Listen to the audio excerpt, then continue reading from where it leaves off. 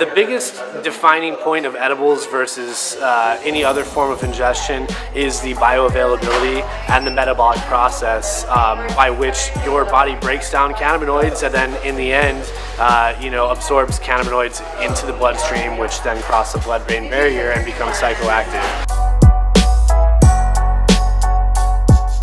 To break down the basis of edibles, edibles have to be decarboxylated. You can't just consume marijuana, you can't just eat a nug and get high. The reason why is because the THC in marijuana is THCA, THC acid. The THC that's psychoactive is just THC.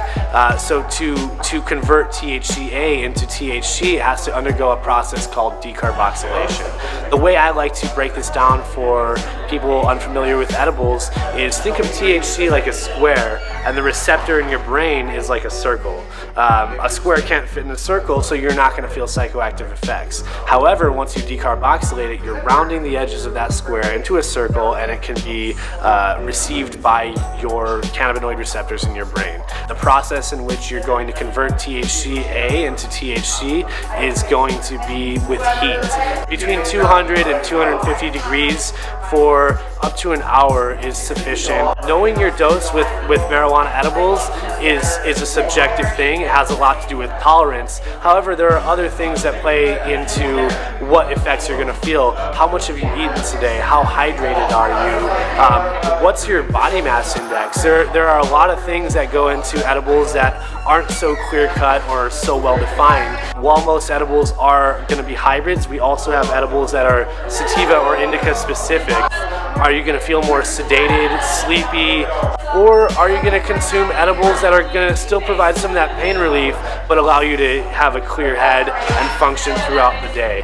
The edible industry is really getting innovative. These products in particular are going to be vegan. People that are vegan, people that don't want to eat sugar, people that are gluten-free, they want options as well. Just because you're a vegan or just because you're gluten-free doesn't mean that you don't want to consume marijuana. Some people don't like combusting it and smoking it for fear of carcinogenic effects on their lungs, so they consume edibles, which is a lot less invasive biologically.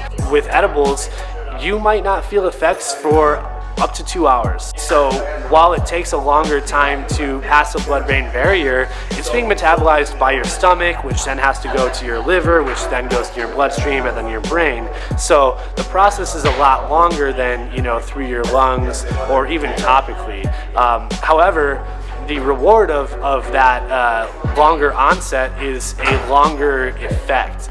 Marijuana edibles might last up to 6 hours. Some people will report up to 8 hours. There have been times I've eaten edibles to help me sleep, and I've woken up still feeling the effects, which isn't a bad thing. It's nice to wake up, and skip that wake and bake and already be baked. Whatever, industry or field you're in, some people just want to have longer lasting effects and to be able to consume them more discreetly. The last edibles I'm going to go over are going to be some hemp-derived CBD edibles. Hemp-derived CBD is going to be a little bit different than cannabis-derived CBD. Hemp is defined by the government as cannabis plants containing 0.3% or less THC.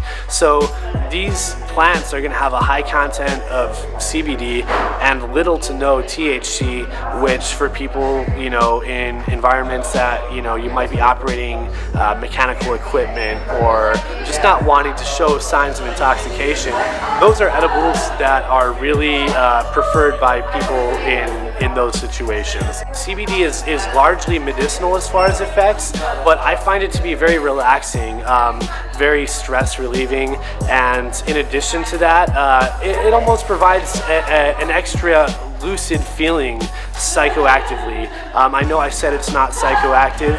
However, I find that I feel much more clear-headed. Maybe that's reducing inflammation in my brain or something, but it's nice to be able to consume something that's going to relieve symptoms if they do exist, or they can just put you on point and make you feel just loose and relaxed and feel good. Some people use CBD just for daily maintenance, after their workout, after work, or just recreationally to, kind of go on a hike and give a little bit more pep in your step.